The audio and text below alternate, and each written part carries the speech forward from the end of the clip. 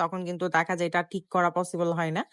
তো আমি হচ্ছে ভালোমতো ফ্রিজিং করে নিয়েছিলাম। সারারাত ফ্রিজিং করার পর হচ্ছে আমি পরের দিনই এখানের মধ্যে ক্রিম ফিনিশিং টা করি। উপরের ক্রিম ফিনিশিং এর কালারটা ছিল পিঙ্ক কালারের মধ্যে।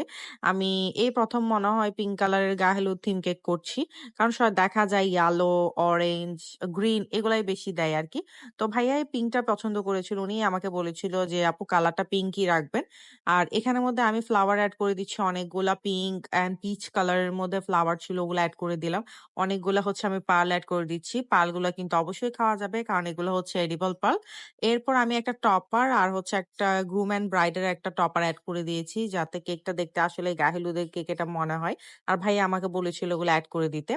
এরপর আমি কিছু গোল্ডেন লিফ এড করে দিচ্ছি, কিছু গোল্ডেন বাটারফ্লাই আর হচ্ছে বল এড করে দিলাম। এই তো আমার ফুল কেকটা একদম রেডি। আপনারা অবশ্যই আমাকে কমেন্ট বক্সের মধ্যে জানাবেন যে আপনাদের কাছে আজকের এই গায়ে হলুদের কেকটা কেমন লেগেছে। আল্লাহ হাফেজ।